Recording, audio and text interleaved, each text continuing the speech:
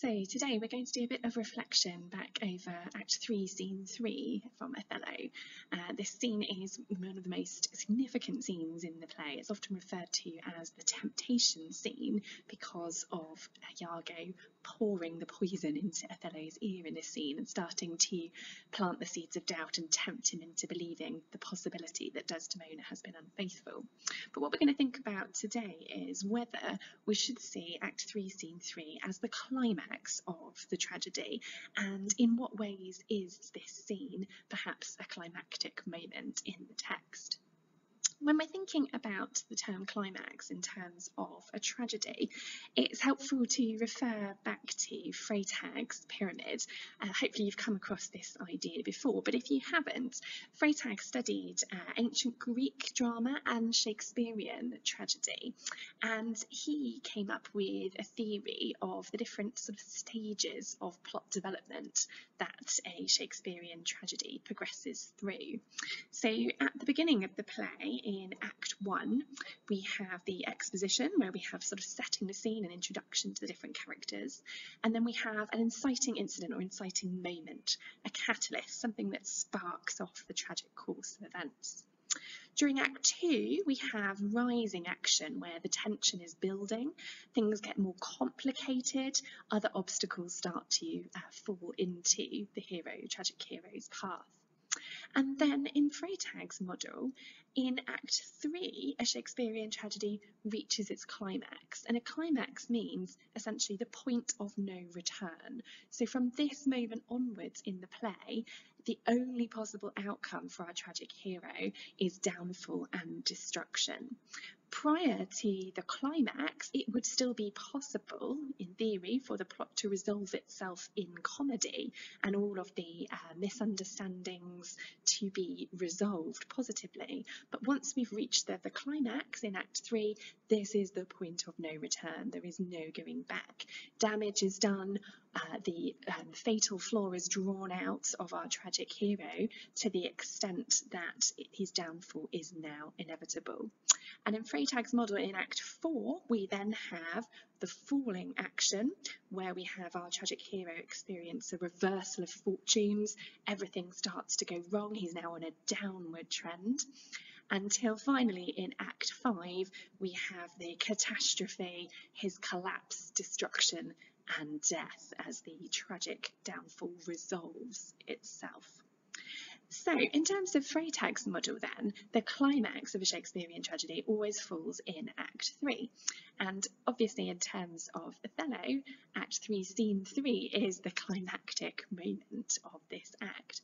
So we're going to think a little bit today about in what ways is this a point of no return for Othello, and why is it that beyond this point potentially things can't be resolved and the only possible way forward for him is downfall and destruction.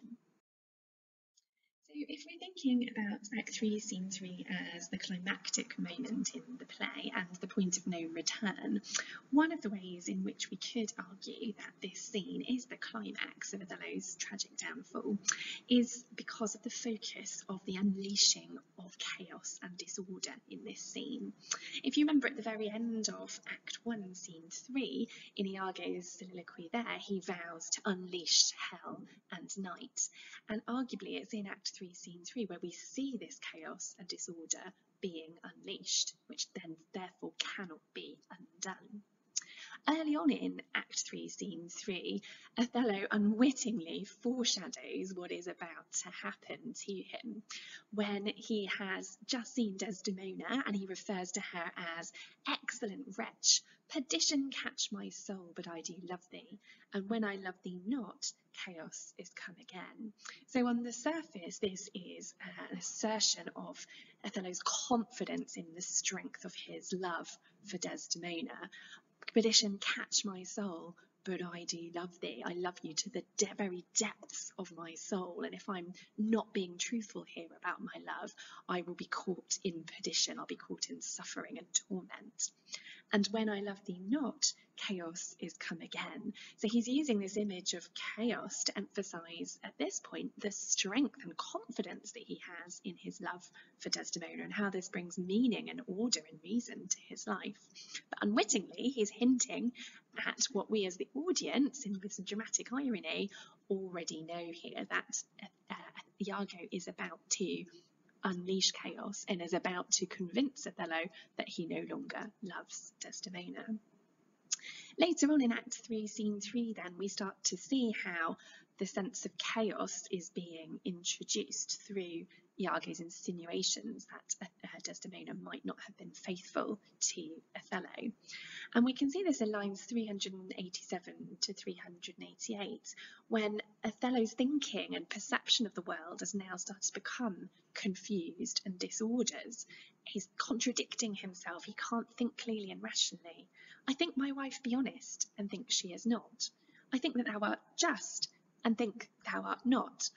Othello here is contradicting himself. He is speaking in fragmented lines broken by caesura. He can't trust his own thoughts any longer and his own perception of reality. So Iago, already in the scene, has started to introduce chaos into his thinking and disorder. And then by the end of the scene, when Othello is vowing to kill Desdemona and makes Iago promise to murder Cassio in revenge for what he now believes is their unfaithful affair, we can see how chaos has truly come again in Othello's outbursts, where he cries, "Oh, blood, blood, blood." This is no longer the controlled and rational thinking of the noble and valiant Othello. Iago has unleashed chaos in his mind, in his thinking, and now has also unleashed chaos in Othello's desire for violent revenge, which we can see being expressed in a very uncontrolled way in this line. So in one way we could argue that Act 3, Scene 3 is the climax of the play, because this is where the unleashing of chaos and disorder happens. And once this has been unleashed, it cannot be undone. So another way in which we could argue that Act 3, Scene 3 is the climactic moment of the play is to do with the creation of ocular proof in this scene. Iago is able, in Act 3, Scene 3, to create something out of nothing. Remember, there is no truth in Iago's accusations. We've seen nothing to suggest that Desdemona is unfaithful to Othello, but by the end of the scene, Iago has managed to convince Othello that Desdemona's guilt has been proven, and not only that, but manages to convince him that he has seen ocular proof of her guilt with his own eyes, when he has not seen this at all. All he has done is listen to Iago's words and let them work in his mind. So we could argue that this scene is the climax, the point of no going back in the play, because Iago is able to manipulate Othello's senses and thinking to the extent that he literally believes he has seen proof of Desdemona's guilt, when all he has done is listen to Iago's words which are insubstantial and untrue and based on nothing. So at the very beginning of the scene, Iago's very first strategy to start drawing Othello in to being suspicious about Desdemona and Cassio is to downplay his own suspicions and to start to lure Othello into thinking there might be something more going on than there really is. So when Othello has seen Desdemona talking to Cassio, Iago says almost to himself, very casually, I like not that. Othello, of course, is curious. What dost thou say? Nothing, my lord, or if I know not what. So at the very beginning of the scene, Iago denies that there's anything going on here, but of course Othello is lured into thinking, well, hang on, there must be something happening here, or you wouldn't be commenting on it at all. What are the true meaning behind your words? So Iago literally starts the scene with nothing by telling Othello, there is nothing going on. I was just wondering about something, nothing for you to be concerned about. As the scene continues and Iago starts to insinuate doubts about Desdemona's faithfulness, initially Othello is very resistant to simply believing his words. Words are nothing, there's no substance behind them, and he demands proof. So line 193, he says, "I'll see before I doubt, and when I doubt, prove, and on the proof there is no more but this, away at once with love or jealousy." So he's quite resistant to believing Iago's nothing initially without proof. And it's not just proof in words, he wants to see before he doubts, he wants to see with his own eyes. As the scene continues, Othello reinforces this demand for ocular proof. So line 362, he says, "Villain, be sure thou prove my love a whore, be sure of it, give me the ocular proof." So he wants to see with his own eyes. That's the only way that he's going to believe in these terrible accusations against Desdemona. Obviously, there's a lot of dramatic irony here for the audience, because we know that Othello's vision is very untrustworthy and unreliable. He can't distinguish between appearance and reality. He can't see through the front of honest Iago to the Machiavellian villain beneath. So there's a sense of irony here for the audience, that he wants proof to see with his own eyes when we know his vision is blurred and corrupt and not very reliable. So then by the end of the scene, Iago is able to convince Othello that he has seen ocular proof of Desdemona's infidelity, even though all he's done is listen to Iago's words. So Iago is very clever. He insinuates that Desdemona has made a gift of the handkerchief that was her first gift from Othello, and that she's given it away to Cassio, obviously symbolising that she has now given him her love instead of remaining faithful to Othello. Iago doesn't offer in this scene any ocular proof that Cassio has the handkerchief. He simply tells Othello that he's seen Cassio with it. So he says, "I know not that, but such a handkerchief, I'm sure it was your wife's. Today did I see Cassio wipe his beard with." And he goes on to say, "If it be that or any that was hers, it speaks against her with the other proofs." So there is no proof here. All he is doing is telling Othello, "Oh, I saw Cassio with your wife's handkerchief." But this creates an image, such a strong and vivid and emotive image in Othello's mind, that he believes he has seen it himself. And a couple of lines later on, he ironically says, "Now do I see 'tis true." So Iago has managed to convince Othello that he has seen proof of Desdemona having an affair with Cassio. So in terms of how this would link to the climax of the play, the idea is that by the end of this scene, Iago has literally created something out of nothing. He has managed to so twist Othello's thinking and perception that he's managed to get Othello to no longer trust his own senses, to believe he has seen something that Iago has only told him. Iago's planted the image in his mind, Othello hasn't seen it for himself. So if Othello has reached a stage by the end of this scene where he can no longer trust his own senses, where he literally believes he has seen nothing, then this is a hint that his tragic downfall is inevitable and he's completely under Iago's power. A third way in which we could regard Act 3, Scene 3 as the climax of the play, the point of no return, is through the imagery and motif of enslavement that we see develop in this scene. So if you remember in Act 1, when Othello is telling his tale to the senators and the Duke of how he won Desdemona's love, through telling stories of his exotic and daring and exciting past, one of the things that he mentions, he told Desdemona about, is how he was sold into slavery, but then was redeemed and escaped, and obviously was able to build himself up to having the status of being the general in commanding the Venetian troops. So in Act 3, Scene 3, it's then interesting to note that Shakespeare uses lots of imagery of enslavement to emphasise how by the end of the scene, Othello is essentially re-enslaved, but this time to Iago.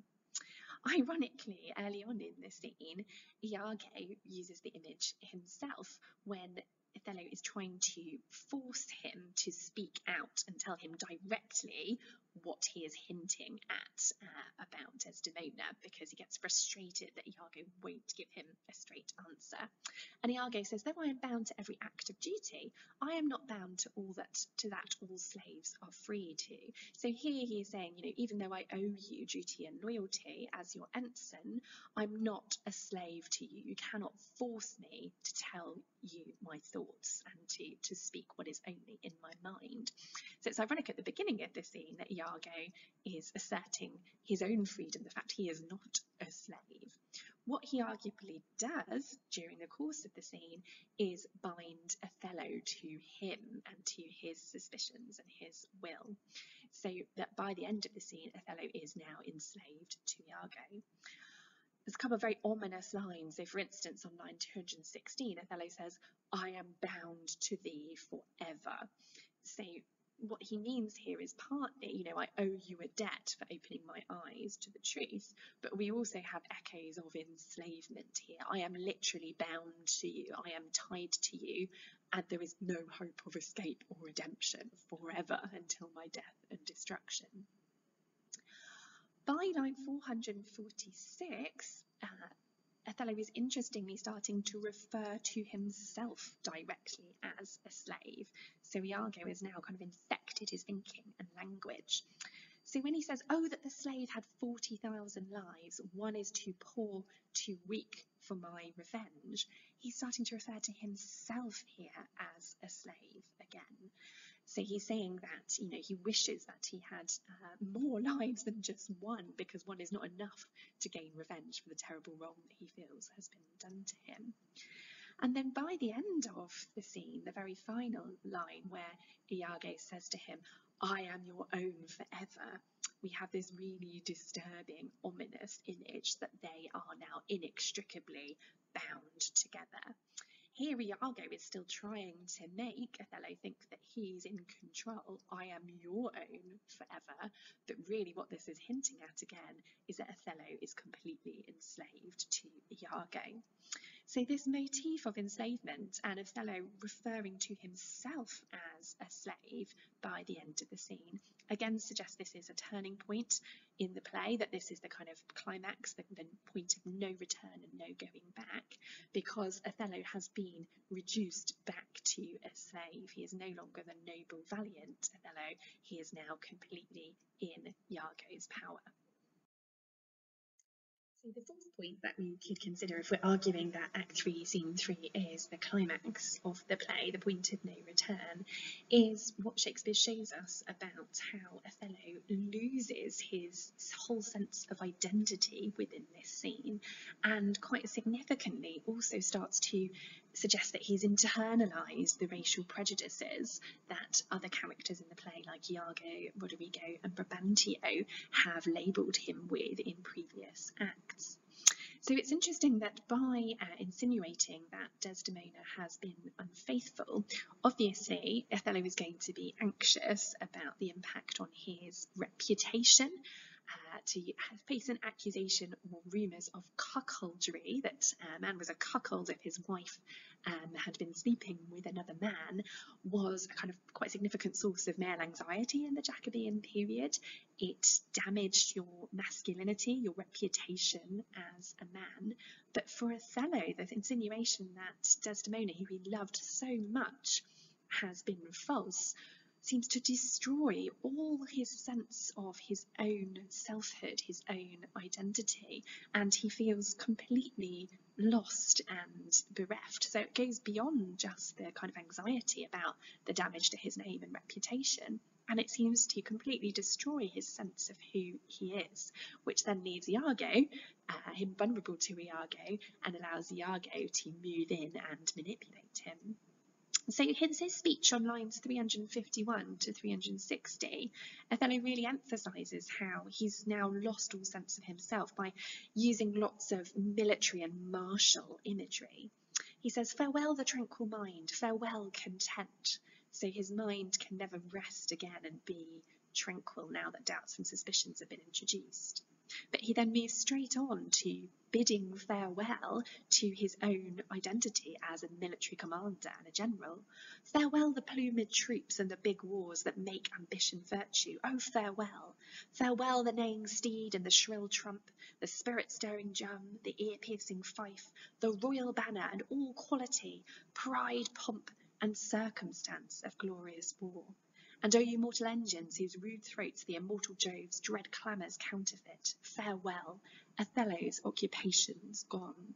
So he literally seems to be bidding goodbye to himself here. He feels like he has now lost that part of himself that was the noble and valiant Othello, and he is now lost and adrift without this sense of selfhood and sense of identity that was bound up in his confidence and valour as a military general.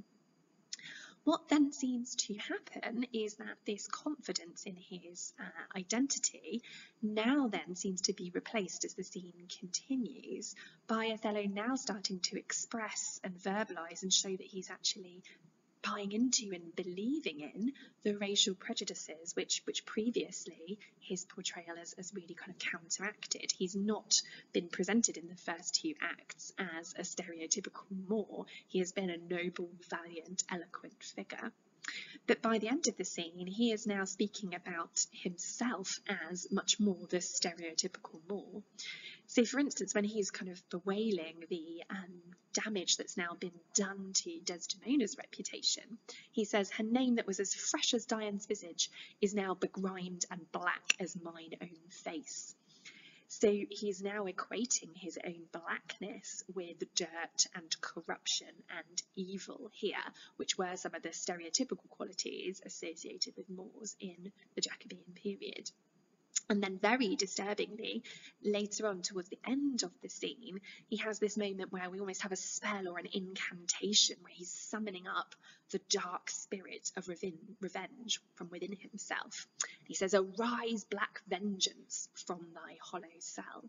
So this is a really interesting line to consider. Is what he's doing here essentially summoning his inner darkness, his inner blackness, this kind of reserve or propensity for evil and violence and horror that perhaps was always within him? Has he surrendered his noble outward identity as a general, and now is he summoning up his inner blackness? Now, this is a really obviously kind of disturbing idea, because this raises the question of how far has Iago planted this propensity for revenge and horror and violence within Othello, or how far is he literally just drawn something out of Othello that was always there, but which Othello had kept subdued and tamed and under control? So the fact that by the end of this scene, Othello has completely lost his previous sense of self and identity, and as now seems to be transforming into the stereotypical Moor, again suggests this is a point of no return for his character. So the final point we could consider to argue that Act 3, Scene 3 is the climax of the play is the motif of sleep and the disruption of sleep that Shakespeare explores in this scene.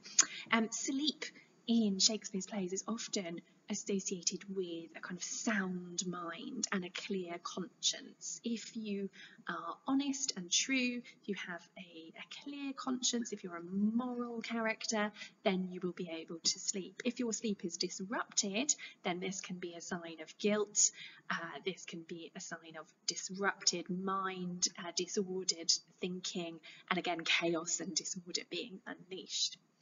So at the beginning of the scene, we have another sort of moment of dramatic irony when Desdemona unknowingly hints at what's about to happen to Othello's mind. She's talking about her determination to help Cassio get his position as lieutenant back. And she's reassuring Cassio that she will do everything in her power to keep talking to Othello about him until he caves in and restores his position. So she says, "My lord shall never rest. I'll watch him tame and talk him out of patience. His bed shall seem a school, his board a shrift. I'll intermingle everything he does with Cassio's suit." So here she is saying that she will not let Othello sleep. His bed shall seem a school. She'll be constantly trying to teach him a lesson even when he's trying to sleep. The lesson being that he has wronged Cassio and should reinstate him. So Desdemona unknowingly here is hinting at what is going to actually happen to Othello's mind by the end of the scene, that he's going to start seeing Cassio intermingled with everything that he does and everything that's going on, and that his mind will never be able to rest again by the end of the scene. Iago picks up on this motif of disrupting Othello's sleep when he comments as Othello re-enters the scene on page 87 about how he has managed to successfully introduce doubt into Othello's mind. And he says, "Not poppy, nor mandragora, nor all the drowsy syrups of the world shall ever medicine thee to that sweet sleep which thou owedst yesterday." So he's almost feeling triumphant at this moment that by planting the seeds of doubt in Othello's mind, he has now successfully taken away from Othello the ability to sleep, the ability to have a calm and tranquil mind, and that even the drowsy syrups of the world, any drugs that Othello could take, will never restore him to the sweet sleep, the confidence in Desdemona's loyalty that he previously enjoyed.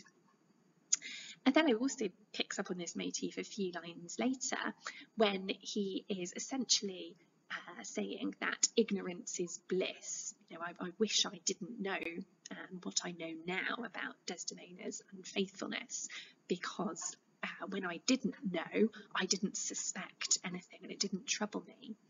He says, "What sense had I of her stolen hours of lust? I saw it not, thought it not, it harmed not me. I slept the next night well." So again, he's almost lamenting here the fact that he's not going to be able to sleep well anymore. Every moment he is going to be looking for evidence to support his suspicions and his doubts, that his ability to rest and be calm and at peace has now been destroyed forever. So it's significant in terms of thinking about this as the climax of the play, that by the end of the scene, Iago has now destroyed Othello's ability to sleep, to be at peace, to rest and to be calm. And that obviously creates a very ominous sense of foreboding about Othello's destruction, because if you can't rest, if you can't sleep, then ultimately it will destroy you.